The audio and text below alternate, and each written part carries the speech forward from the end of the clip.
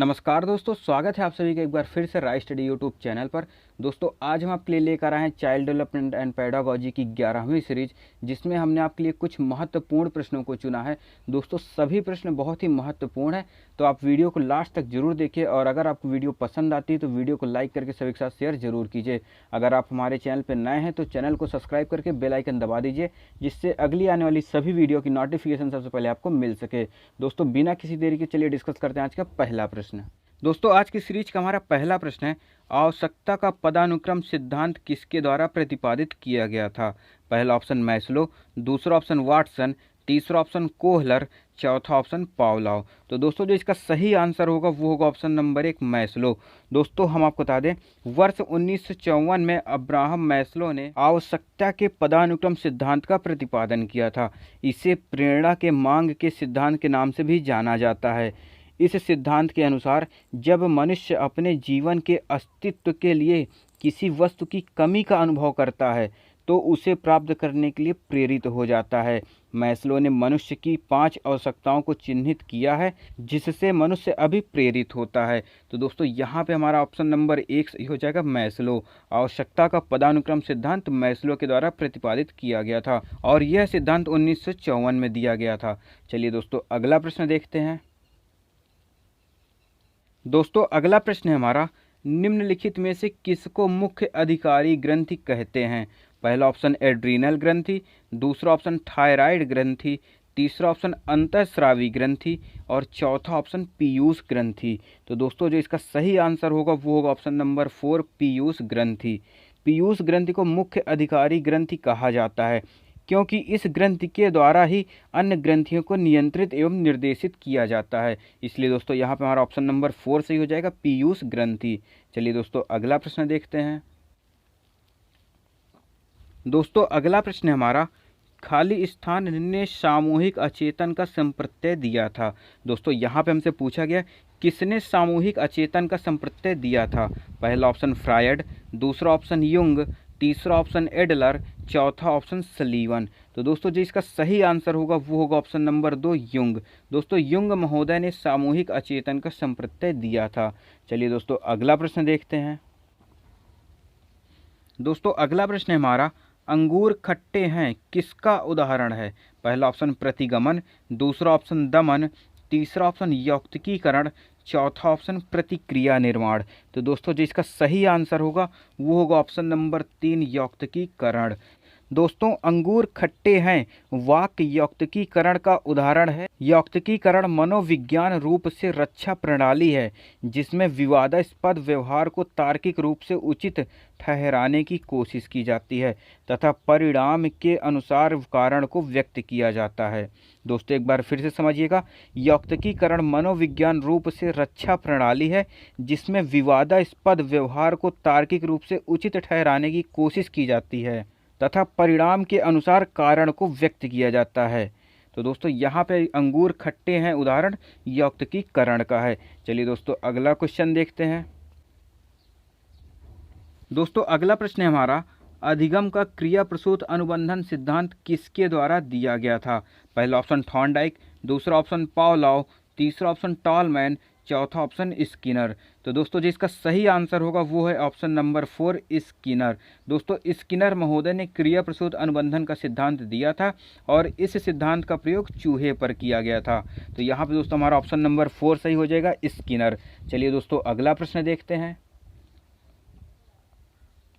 दोस्तों अगला प्रश्न है हमारा, औसत बुद्धि वाले बालकों की बुद्धि लब्धि या IQ लेवल के बीच होगी। पहला ऑप्शन है 70 से 89, दूसरा ऑप्शन है 50 से 59, तीसरा ऑप्शन है 90 से 109 और चौथा ऑप्शन है 110 से 129। तो दोस्तों औसत बुद्धि वाले बालकों से तात्पर्य है सामान्य बुद्धि वाले बालक। दोस्तों हम आपको बता दें, साइमन बिने परीक्षण का प्रयोग करके मनोवैज्ञानिक टर्मन ने वर्ष 1916 में बुद्धि लब्धि की एक तालिका बनाई जिसमें उन्होंने औसत बुद्धि वाले बालकों को 90 से 110 के बीच रखा। दोस्तों यहाँ पे हमको ऑप्शन दिया गया है 90 से 109। तो यहाँ पर दोस्तों हमारा ऑप्शन नंबर 3 सही हो जाएगा, 90 से 109 ये हमारा करेक्ट आंसर हो जाएगा। चलिए दोस्तों अगला प्रश्न देखते हैं। दोस्तों अगला प्रश्न है हमारा, बंड्यूरा का कथन है कि बच्चे प्रतिक्रियाएं प्रतिमानीकरण द्वारा सीखते हैं, जिसको खाली स्थान भी कहा जाता है। पहला ऑप्शन है अंतर्दृष्टि द्वारा सीखना, दूसरा ऑप्शन है अभ्यास द्वारा सीखना, तीसरा ऑप्शन है निरीक्षणात्मक अधिगम, चौथा ऑप्शन है पुरस्कार द्वारा सीखना। तो दोस्तों हम आपको बता दें, अल्बर्ट बंड्यूरा के द्वारा अधिगम के क्षेत्र में सामाजिक अधिगम सिद्धांत का प्रतिपादन किया गया था। इसके अनुसार बच्चे प्रतिक्रियाएं प्रतिमानीकरण द्वारा सीखते हैं, जिसे निरीक्षणात्मक अधिगम भी कहा जाता है। दोस्तों इसमें बच्चे अपने से बड़ों के व्यवहार का निरीक्षण करके उसी तरह के व्यवहार को प्रदर्शित करते हैं। तो दोस्तों यहाँ पर हमारा ऑप्शन नंबर 3 सही हो जाएगा, निरीक्षणात्मक अधिगम। चलिए दोस्तों अगला प्रश्न देखते हैं।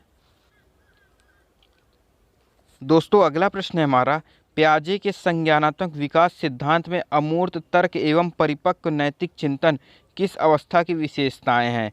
पहला ऑप्शन है पूर्व संक्रिय अवस्था, दूसरा ऑप्शन है संवेदात्मक गामक अवस्था, तीसरा ऑप्शन है औपचारिक संक्रिय अवस्था तथा चौथा ऑप्शन है मूर्त संक्रिय अवस्था। दोस्तों पियाजे के संज्ञानात्मक विकास की 4 अवस्थाएं होती हैं।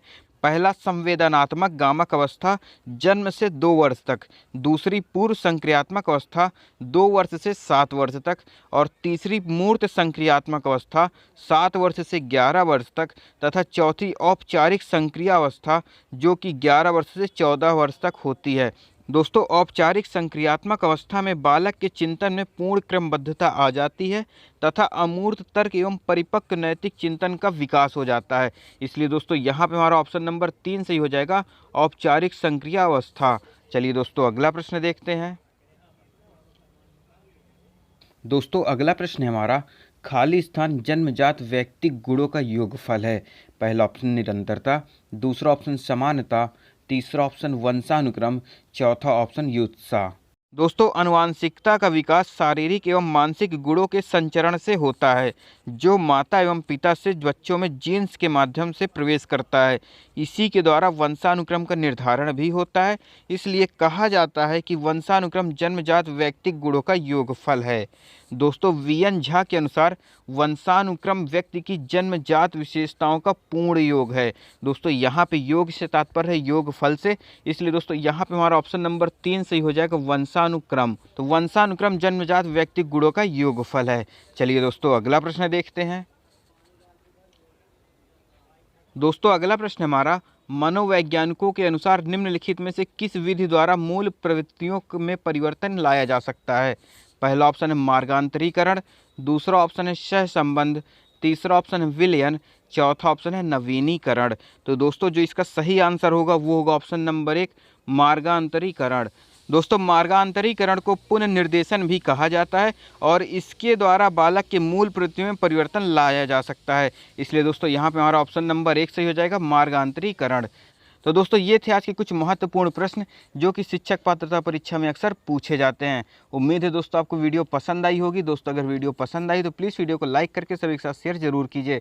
साथ ही अगर अभी तक आपने हमारे चैनल को सब्सक्राइब नहीं किया है तो चैनल को सब्सक्राइब करके बेल आइकन दबा दीजिए, जिससे हमारी अगली आने वाली सभी वीडियो की नोटिफिकेशन सबसे पहले आपको मिल सके। मिलते हैं दोस्तों हम आपसे अगली वीडियो में, तब तक के लिए जय हिंद, जय भारत।